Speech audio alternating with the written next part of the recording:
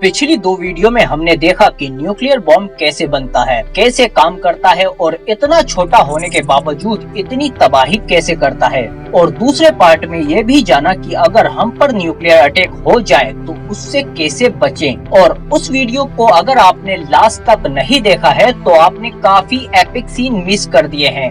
और अगर ये वीडियो नहीं देखी है तो go and watch them after this video. तो हम जान चुके हैं कि न्यूक्लियर बॉम्ब पृथ्वी पर कितनी ज्यादा तबाही मचा सकते हैं।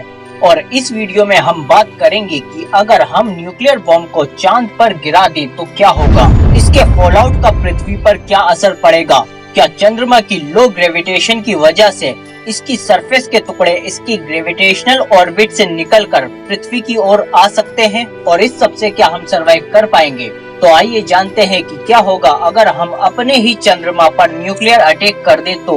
I know this is a crazy idea, but हमारी दुनिया ऐसे पागलों से भरी पड़ी है। बिकॉज आपको ये टॉपिक जो काल्पनिक लग रहा है ये कोरी हकीकत है जो प्लान हो चुकी थी, पर खुशकिस्मती से ये अपने अंजाम तक नहीं पहुंच पाई। 1967 में सोवियत संघ ने अपनी सैटेलाइट स्पुतनिक को लॉन्च किया जो सक्सेसफुली पृथ्वी के ऑर्बिट में पहुंच गई और इस तरह रशिया स्पेस रेस में सबसे आगे निकल गया। ये वक्त था कोल्ड वॉर का और अमेरिका कैसे पीछे रह सकता था, इसलिए उसने प्लान बनाया कि हम मून पर न्यूक्लियर अटैक करेंगे जिसके लिए 100 मेगाटन का न्यूक्लियर बॉम्ब भी तैयार किया जाएगा जो अब तक के सबसे बड़े बॉम्ब द जार बॉम्ब से दुगना था। आइडिया था कि जब ये लूनर एक्सप्लोजन होगा तो पृथ्वी से पूरी दुनिया अमेरिका की पावर को देखेगी और महसूस करेगी, पर कई कारणों से वर्ल्ड वाइड डिसअप्रूवल की वजह से यूएस ने चांद पर परमाणु हमला कैंसिल कर दिया।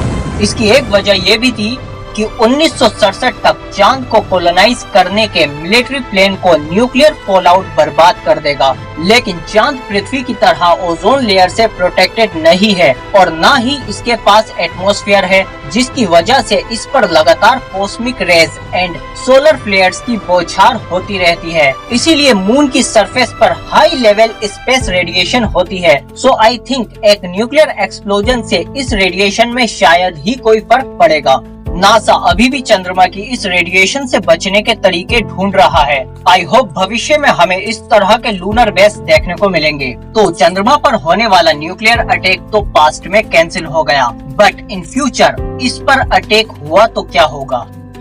जैसा कि हम पीछे देख चुके हैं, चंद्रमा पर पहले ही बहुत ज्यादा कॉस्मिक रेडिएशन है, तो न्यूक्लियर एक्सप्लोजन की रेडिएशन इस पर कोई खास असर नहीं डाल पाएगी। बट फिजिकली हम इस पर एक बड़ा सा क्रिएटर जरूर बना देंगे जो सिमिलर होगा इस पर मौजूद बाकी क्रिएटरों से, जो इस बात का सबूत है कि ये हमेशा से एस्टेरॉइड से पृथ्वी को बचाता रहा है। तो अमेरिका द्वारा किए जाने वाले न्यूक्लियर अटैक का हम पर क्या असर पड़ेगा, तो इसका शॉर्ट आंसर है कुछ नहीं। और एज सच पूरे चंद्रमा पर भी इसका कोई खास फर्क फिजिकली नहीं पड़ेगा। इसे डैमेज करने के लिए हमें लगभग 10 ट्रिलियन मेगाटन TNT से बड़े न्यूक्लियर बॉम्ब की जरूरत होगी, जिसके अटैक से मून अर्थ के ऑर्बिट से बाहर निकल जाएगा।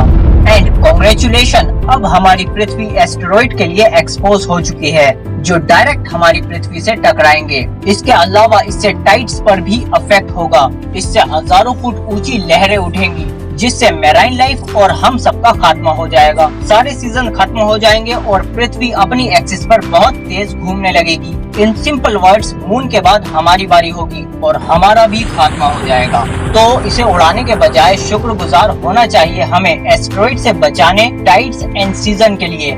तो इस वीडियो में इतना ही और हमारी न्यूक्लियर सीरीज आपको एंड स्क्रीन में मिल जाएगी। और उससे पहले अगर वीडियो अच्छी लगी है तो लाइक करके सब्सक्राइब करें हमारे चैनल को, बेल आइकन दबा के नोटिफिकेशन ऑल पे क्लिक करें ताकि और भी अच्छी वीडियो मिलते रहें। इसके अलावा चैनल में जाकर इवोल्यूशन सीरीज वगैरह भी देखें और न्यूक्लियर सीरीज एंड स्क्रीन में ये रही।